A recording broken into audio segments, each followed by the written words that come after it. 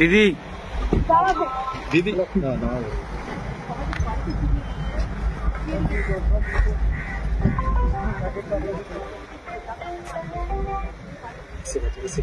পরে কথা বলছি উঠে গেছে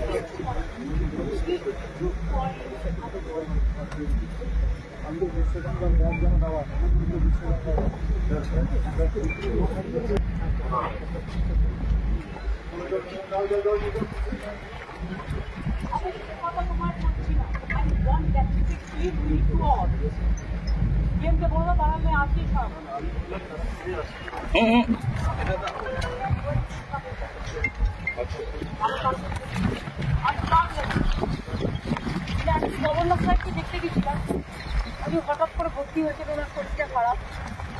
যাই হোক আমি দেখে এলাম। এখন তো বিদ্যাপুরে যাচ্ছি, প্রোগ্রাম আছে আজকে কালকে আমি প্রোগ্রাম করে আবার ফিরে আসবো। সবাই ভালো থাকবে, দেরি হয়ে গেছে।